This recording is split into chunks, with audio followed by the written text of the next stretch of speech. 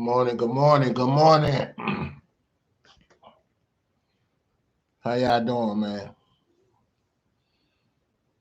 Yeah, we lost another one, man. We lost another one. If I look sleepy, that's because I just woke up.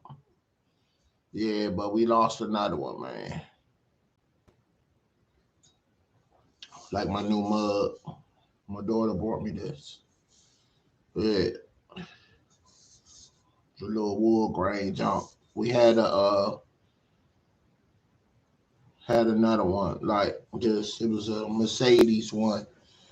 But you know what about these mugs? You gotta be careful because metal start peeling in the inside and it start flaking. You know, even when you wash it out, it start like turning brown, and you can't get that brown out. It's time to throw it away. Because that is a poison, a metal toxic poison when you consume that. So that's good for you. So that's what I'm saying. Um, so y'all might want to remember that. Yeah. Um, we hear man, they say it comes in threes. Betty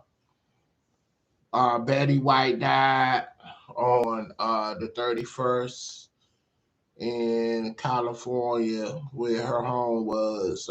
She's best known for the Golden Girls, but she been doing her thing before Golden Girls.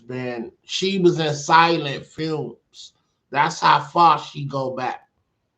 Okay, silent films.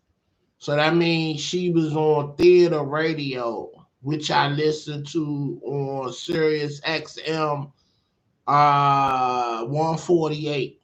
You know, in this area, I don't know what it is in other areas, but this lady, before there were TVs in the, you know, the first TV came on the scene maybe in the 50s, 1952 ish, but in the 30s and 40s and anything beyond that, you had to listen to the radio. So, what you see a TV show, they actually did acting on the radio. They called it theater radio, radio theater. And you could catch a lot of shows and specials, especially a lot of mystery specials.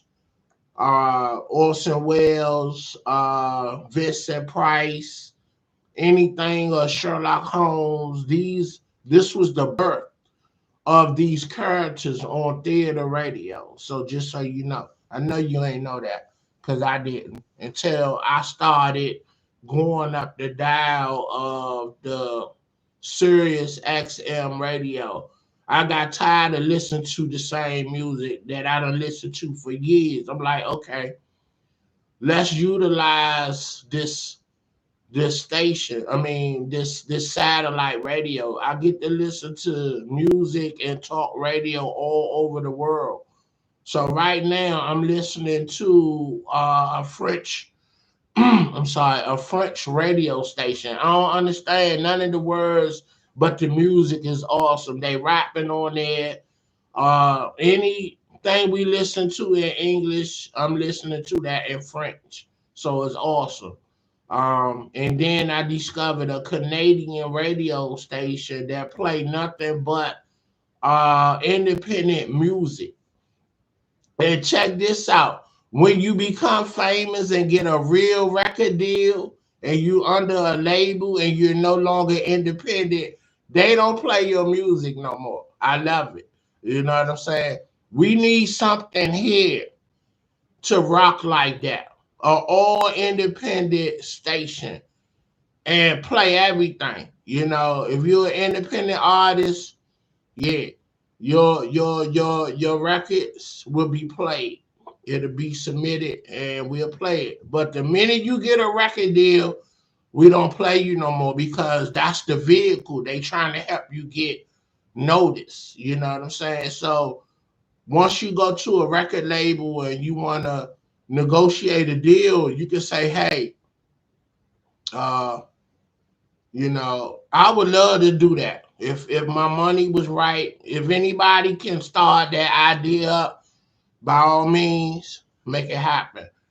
Buy a station and submit all independent records and play that in rotation all day long. You know what I'm saying? And of let the people get behind the independent music. You know what I'm saying? It's strictly for promotions for you to get a deal.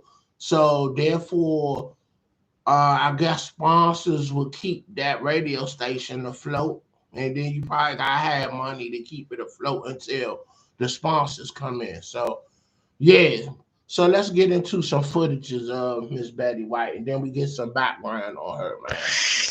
Let's really get into. And this lady was 99, and her birthday was going to be January 17th. She would have been 100 years old, man. God bless her, man. Straight up. And I never heard nothing negative about this lady. Everybody loved her, and you know, it's just awesome. Let me get some. I ain't gotta get long winded. I like to just get to the facts of the matter. You know what I'm saying? And you know, and we go from there.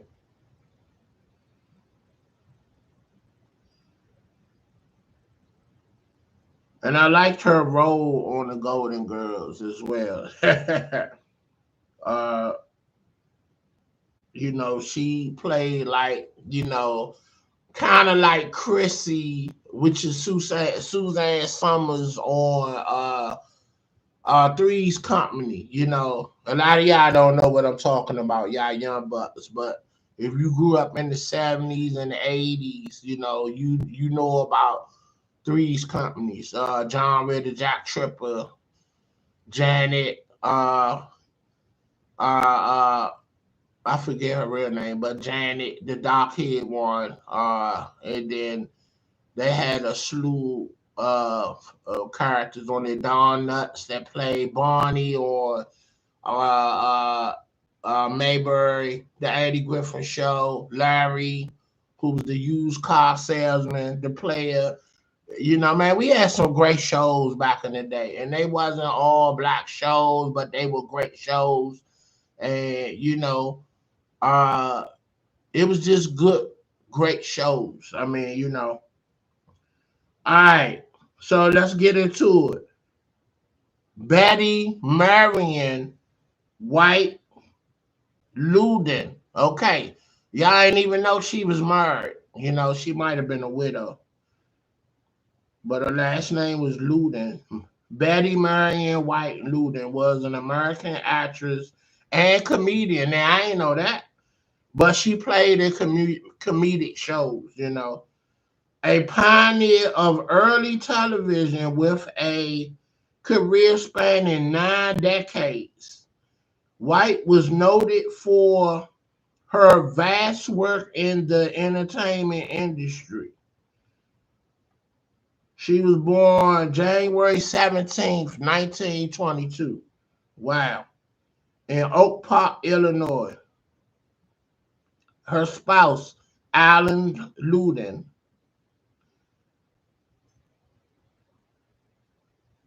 Her parents was T. Curtis White and Horace Logan White. You know, yeah.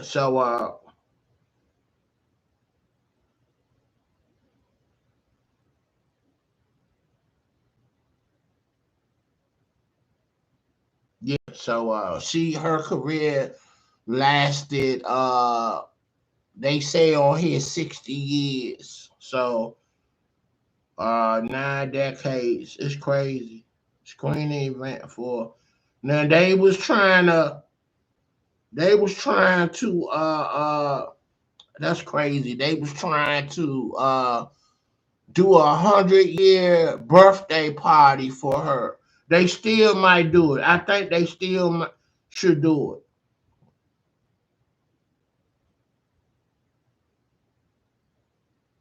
They was planning a big screen celebration for her 100th birthday. They still need to do it, you know. And but the Golden Girls, I think I know her best from. She was on a lot of sitcoms and shows and stuff. But I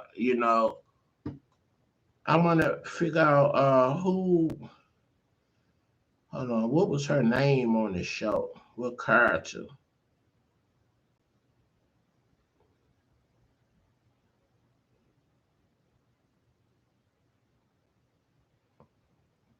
Wow, she even had her own show, like a variety show.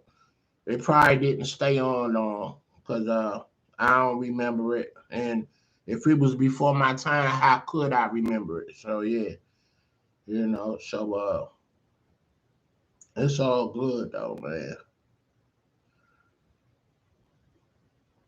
They say it comes in threes. They say it comes in threes, man.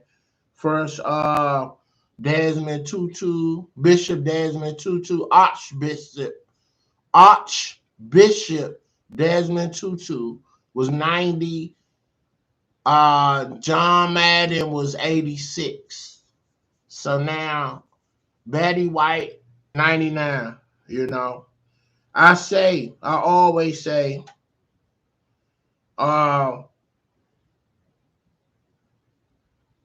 oh, they say she died of cancer. She had cancer. Wow, that's crazy. That's what I'm looking at on Google. It said Betty White died of cancer.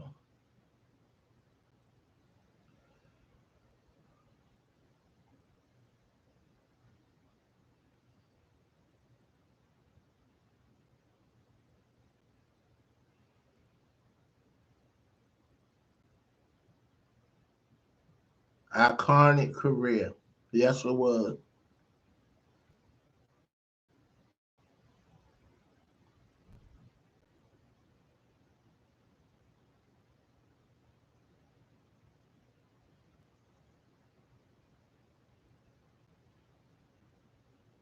Okay. This was her husband right here. Luden, Alan Luden. Okay. Said that was the love of her life.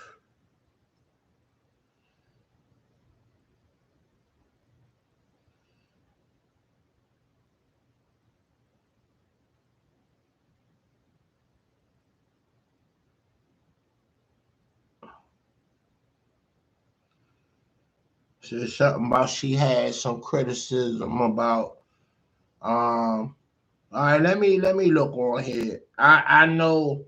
All right, let me see what it say. Cause of death.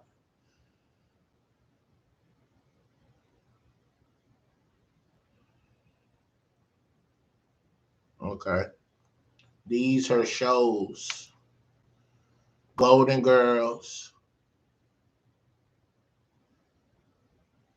Hot in the City.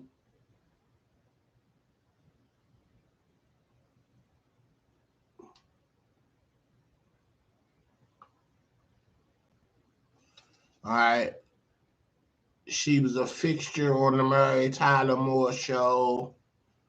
The Proposal. She was in that movie. She was a voice in Lorax.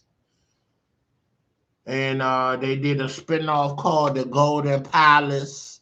They did the spinoff off the Golden Girls. She was a voice actress in Toy Story 4 and Lake Placid. Placid. Okay, that was like a horror movie. She was in that, you know, Toy Story 4. Okay, so she been doing her thing, man, over the years, you know. Yeah. So God rest her soul. You know, she you know when people love what they do.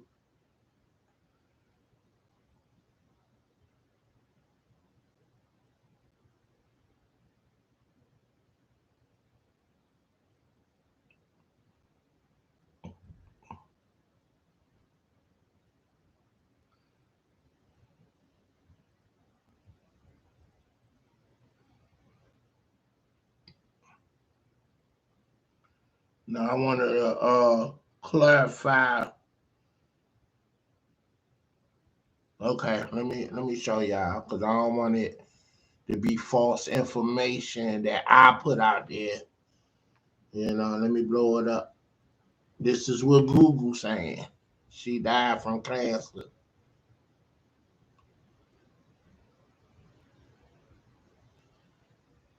Right there. That's what Google is saying. So it's here or there, man. You know, I just wanted to. I don't want that to be my words. You know what I'm saying? That's what I'm seeing on there. So they said Desmond Tutu died from cancer. I don't know what John Madden died from. You know. So, but this is what COVID do. If you have any underlying illnesses like uh uh Colin Powell died. He had some sort of cancer. So and he had COVID. So it's like, that's what it kind of happens. I mean, that's what it kind of does. It just irritate and agitate what's already there. You know what I'm saying? So, it don't play fair, man. It's just, but I go back to those of us that can save our immune system. Over the years, we've been like eating wrong and not exercising, not putting healthy supplements in our body. This is the time to just get cracking on it. I don't care how old you is. You could be 99. Let's start now. Because with this COVID, the stronger your immune system is, it fights COVID and keep it at bay, even when you get it while vaccinated. You know what I'm saying? So it's like the stronger your immune system, the better fight in the longer rounds you're gonna go. Just using boxing analogies, you want to go longer rounds if your stamina and your immune system is strong. You know what I'm saying? And so on that front alone, we need to keep our immune system strong, and then whatever else we deal with that separately. But as a whole, it's not good at all. So, but just rest in peace, man, to Betty White. And I enjoy watching her on TV over the years. Hold on, I gotta find out what was her character on Golden Girls.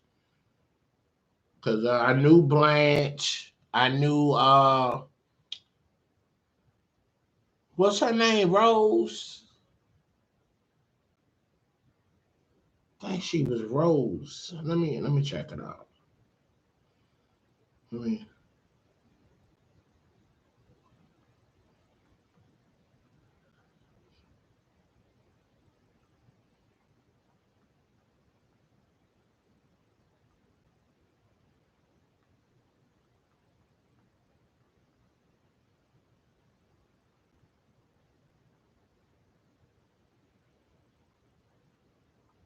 Rose Nyland.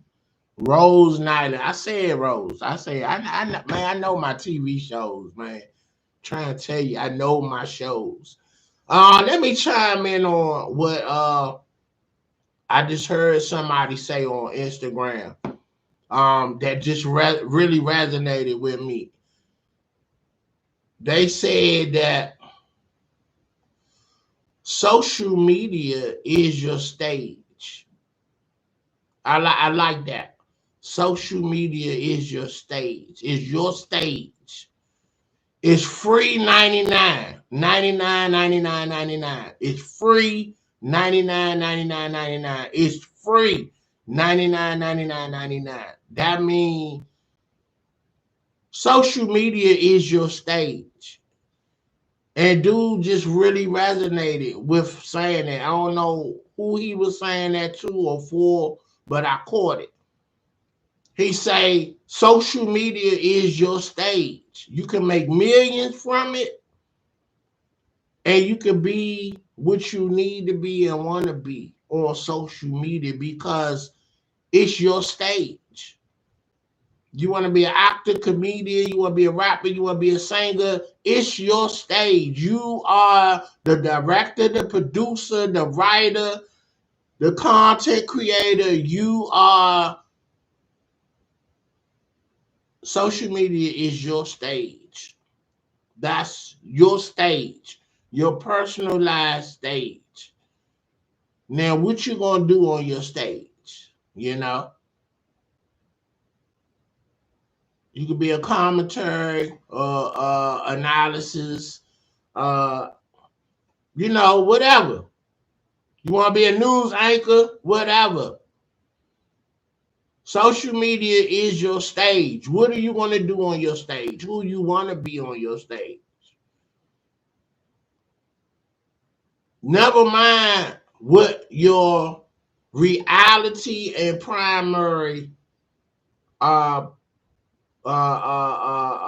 profession is. But on social media, that's your stage. So that means you could get into any character that you feel like or would like to be.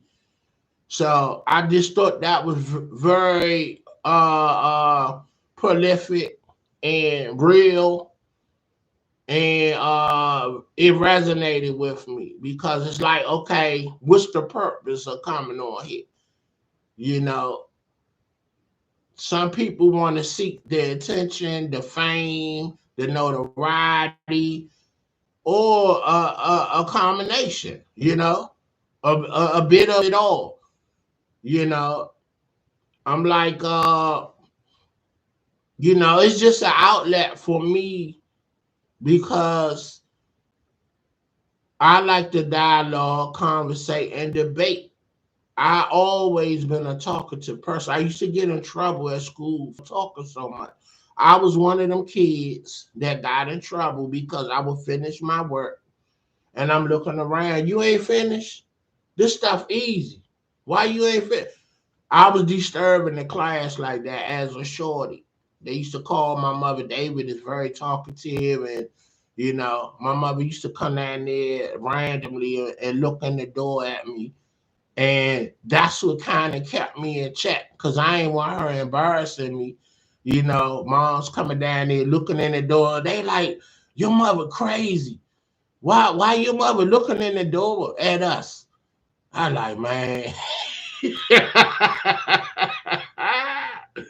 Yeah. So whoopings or nothing didn't keep me in check. It was the fact that she was embarrassing. And you know what? My son say that to me too. Man, you be embarrassing because I'm over the top. I'm nosy. I'm into everything. I'm look, I just know what I did as a shorty. And I just feel like I know the things I did, things I was into. So I'm like, and because uh I did these things and I was kind of, on monitor, if you will, as I got of age. I mean, but in the hood, kids grow up early anyway. I mean, they grow up fast, they mature fast. That's what I'm trying to say. So it's very much a difference from suburban kids and the hood kids. It's two different worlds. Suburban kids, for the most part, your peoples, they got good jobs, they got structure, and You want to abide by that. The hood, everybody, going through something, a lot of hard times, a lot of dysfunction. So people just give you the minimum, family, friends, whatever. They give you what they can, but it's up to you to grow up. It's up to you to mature fast, and you better recognize what you need to recognize every time you walk out that door so you can survive every day. That's the reality of it. And I know suburban children don't have that to worry about. Granted, things can happen anywhere, but it's a high risk living in these areas of the hood anywhere in the world. So that's why I'm like, okay, I just know what I was into. Yeah, I don't expect you to get into things that I may or may not have been in, but I don't underestimate nothing and nobody at no time. Like, you live in a good neighborhood, you don't lock your door, or you forget to lock your door. That's a no-no in the hood. That's a no-no. So I keep that mentality anywhere I go. I don't care wherever in the world I'm at, and it's a nice atmosphere. I'm always like, lock the doors. Make sure the windows locked. You put the alarm on. I don't look, man. It's real. And it's people that get caught slipping. That's who get got. That's who become victims. And I've been told over the years, man, you paranoid. You scared. No, I'm on point. I'm on point. So when something happened to you, then I'm gonna let you know you wasn't on point. And that's why you going through what you going through. You know what I'm saying? Now, ain't nobody perfect, but I'm just saying, like in the 80s, it was real dangerous to go outside. But I refuse to be a basket case and be scared to come outside. But I move with caution.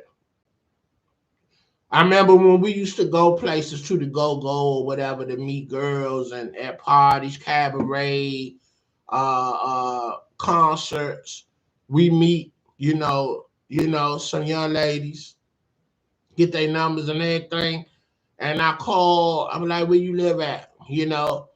After I get off the phone, I'm like, okay, who do I know over there? I need to connect with them before I go in that area. Because the hood don't like outside dudes coming to their hood. Especially if you don't know nobody. If you're not linked to nobody, you're gonna have problems, you know. I remember the Mike Tyson Holyfield fight, you know, when Tyson bit Holyfield ill, I'll never forget it. Cause I almost died that night. That's why I'll never forget that night.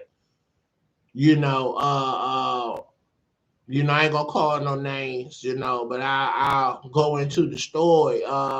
So that the fight ended early, and we was at my man house watching the fight, and then the fight was over, like maybe 3-4 rounds into the fight. So we went back to the hood. We ran there with nothing to do. We done bought liquor and beer and everything, ready for a good 12-round fight. My man, girl, cook. She like, y'all take this food, get out my house to fight off. It was crazy, right? So the two of my guys say, yo, I just met these honeys, man. They live over in near something called Haven. Something Haven. And it's over there near Palmer Park area. Something Haven. Anyway,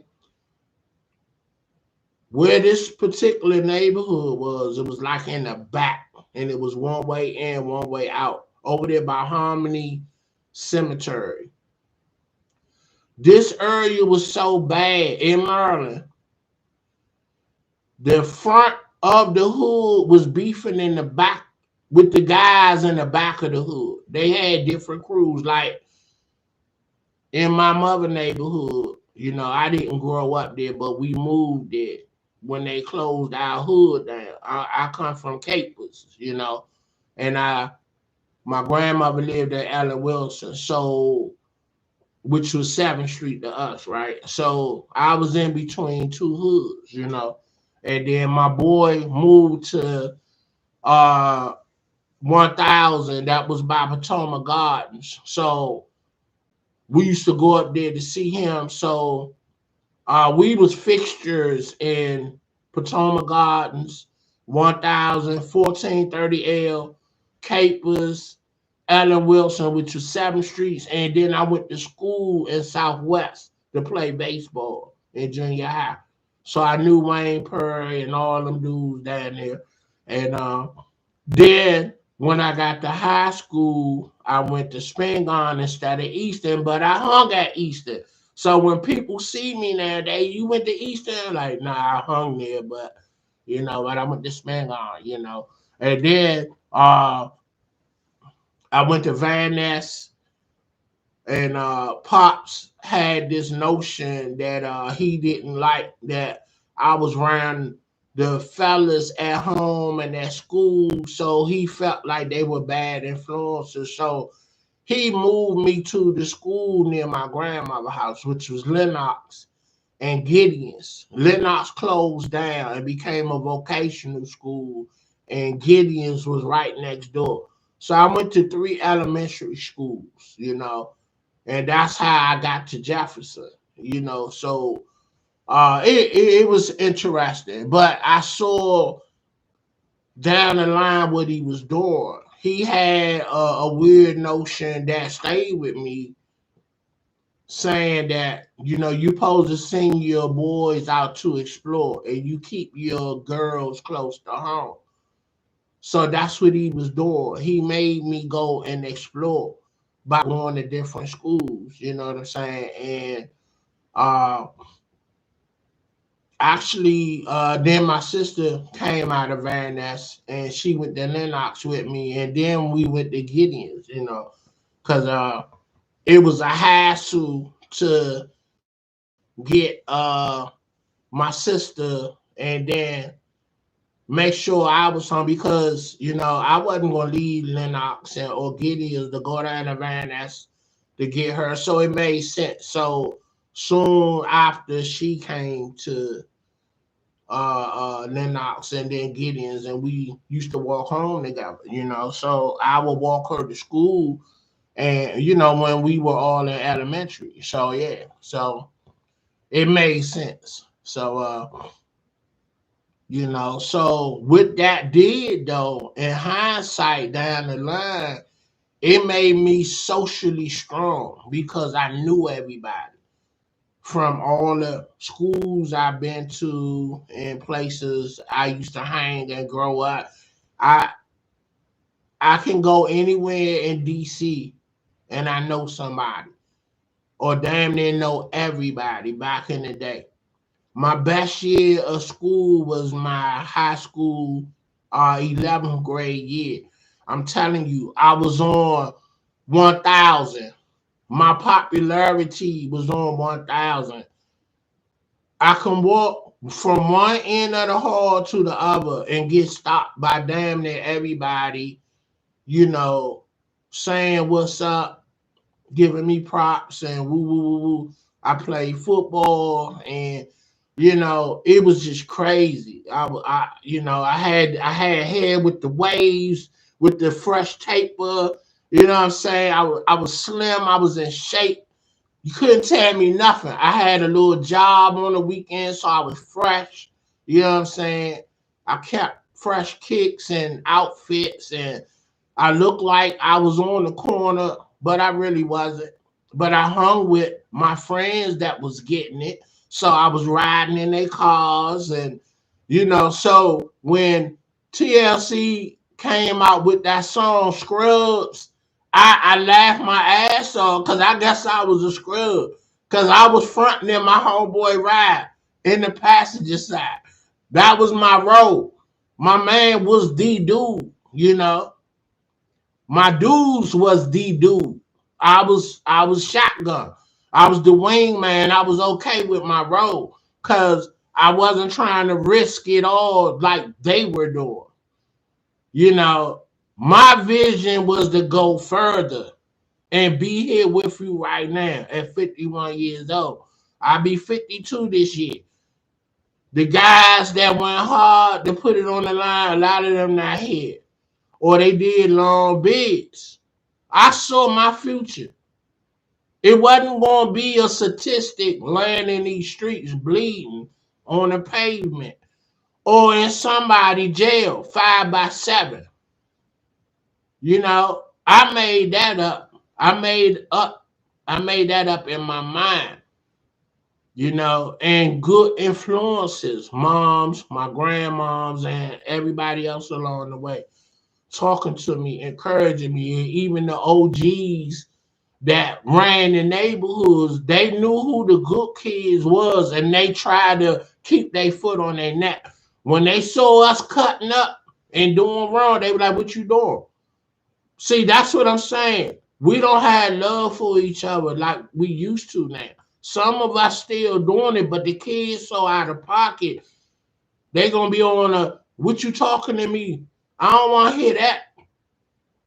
It's what it is. You know, we was taught to listen back in the day, and we were entertained and listen to an elder talk to us, even though we didn't want to hear. We never disrespected them trying to save us or school us. Now these kids off the chain. So if they don't want to listen, don't press them. Leave them be, cause they the ones gonna have to learn the hard way. When them boys come and put them handcuffs on them, or you know, we at their funeral, and you know, and then they're gonna have an out of body experience